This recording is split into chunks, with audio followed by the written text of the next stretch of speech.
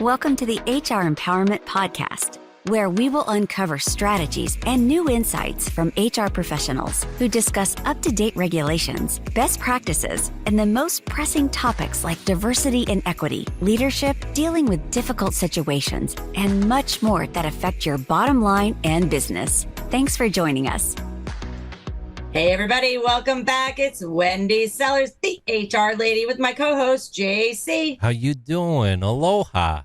Aloha, aloha. I am in not so sunny Florida today, but I am in Florida, and I do feel for everybody who is not, no, I'm kidding, who is dealing with a winter, to be quite honest. Just stay safe and be careful in your travels, everybody. We're here today to talk about being prepared for 2024. We're already into 2024, but there's still time to stop and readjust your plans, your budgets, or literally pay the price. And so I wanted to just talk about, again, retention, attraction, engagement, productivity, keeping costs low.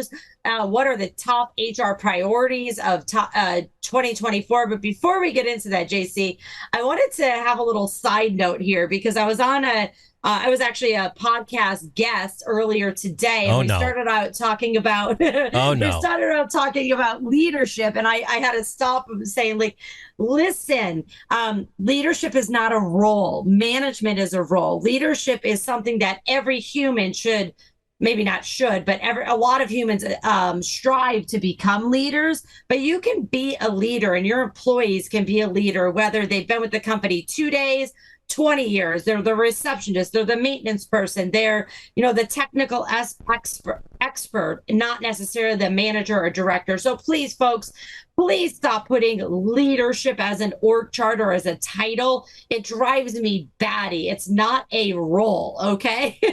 With that said. If anyone out there has the ability to understand what I'm about to translate to you right now, you know that you are a leader. If you can face a situation with justice, judgment, dependability, integrity, decisiveness, without divisiveness, tact, initiative, endurance, bearing, unselfishness, courage, knowledge, loyalty, enthusiasm, you are a natural leader. And you can be a leader from any seat that you reside in.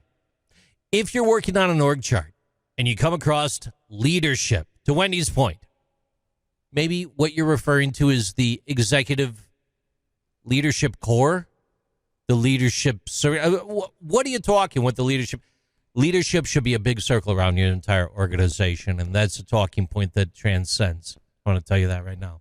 It really should. And I also want to say, because I started saying, like, we all should strive to be leaders, but that's not really fair because, I would love to not be a leader sometimes. I would love just for somebody else to take the ball and roll with it and just tell me where I have to show up and, what button I need to press. But let's face it, if you've listened to me, that's not going to happen because I am a person that likes to take control. I love to take chaos and put it into some kind of, functioning device or functioning universe. But don't expect every single one of your employees to step up to the leadership role because it's scary and it may not be what they want, but just step back of saying, oh, you're a manager, therefore you're a leader. Now let's jump into a little bit, what are we thinking, JC, are going to be the HR trends for 2024? Wow. You've already mentioned one of them already, and it's something that we talked a lot about in 2018, 2019, 2020. Kind of got a little bad fill the past year, and some companies has backed off of diversity and inclusion, and then hopefully the E word, equity, too, which is much more difficult to attain. I think that's good stuff. I really do think individual productivity is going to be one of the number ones out there, though, Wendy. I do. That's just me. Absolutely. If you want your employees to be productive, you got to train them. You got to give them the knowledge, skills, and abilities that they need, whether you hired them and they didn't have them, or it's a new knowledge, skill, and ability that's needed. So you got to train them. You got to train managers on how to figure out, is my employee working out or not? And so many managers are like, I don't know. They come to work every day and we're pumping out products. Can we be pumping out more products or services? Can we be doing them better if we have more training of the knowledge, skills, and abilities that are necessary? So I agree with you. Productivity is probably going to be number one from the employer aspect, from the employee aspect, they want to have a great employee experience, right? They want to feel like I came to work, I did my job, my managers noticed, they said thank you, I'm coming back tomorrow, and I don't hate my life here. That's a strong. I'm sorry for the hard laugh on that one, but you are right. You're not wrong. Look, I've got one out of the box for you. I'm going to hit you with, though. Sure. According to Career Builder, 55% of HR managers say that AI is going to become a regular part of the job in human resources in 2024. 55%. And to me, I think that's low. I really do. I think AI is going to be adapted much faster than we even realize. I think the tools are already built into many of the products that we currently use in the workforce. It's what it comes down to, the training and getting up to speed on things and going from there. But 55 of HR managers are 100% correct. Wendy, back to you.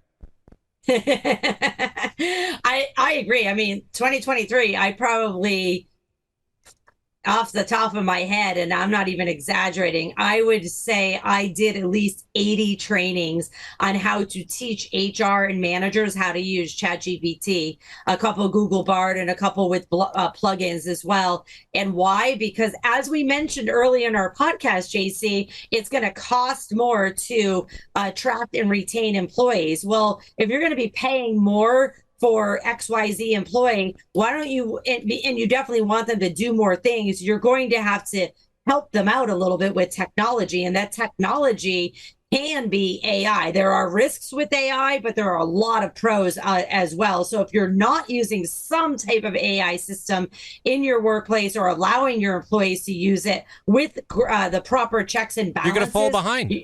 You're going to fall behind because other companies are saying, we have 5 openings. We can't find those 2 employees. So we're going to keep the 3 employees, pay them more, give them AI to help them do their job. And then it's a win-win for everybody. And we're going to be paying them more because we now have eliminated 2 positions that we never were really ever able to fill. So now we're going to give that money to the other 3 people and teach them how to use AI and the systems that we as the company are allowing them to even use, versus saying, no, you can't use those systems. You can't use these systems. Our technology experts are involved and they're saying, go ahead, it's approved, go for it. Yeah. Wendy, I've got a lot more here, but the clock is running, though. We are currently coming up on 8 minutes in the program. Just wanted to give you a verbal on that one. Well, what I want to really wrap up by saying is the top HR priorities that I'm seeing out there and that I'm seeing in all these surveys are things that we've already talked about: attracting talent, retaining talent, improving employee experience, including their benefits, their health, their safety. And by that, I also mean their mental safety. The cost of attracting and retaining employees is through the roof, and employees expect a higher compensation as well as those benefits. And then training your employees on all the skills that you require of them. So all their knowledge, skills, and abilities, including the new AI skills that are necessary, is where I see my company, my clients are spending their money, is retaining employee benefits, compensation, and then training of not only the employees, but the managers, who then have to learn what their employees do, what they're supposed to be doing, and are they doing a good job? Thumbs up.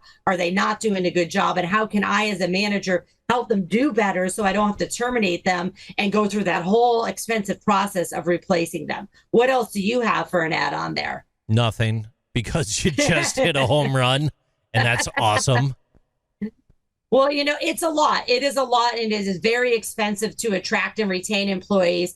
But that's why we're here today to talk to everybody about getting real in 2024. If you want to discuss the reality of today's workforce and you have a topic in mind, let us know. Shoot me an email, wendy@thehrlady.com. We look forward to entertaining you and educating you throughout the rest of 2024. We hope this information in our 5-part series has been helpful.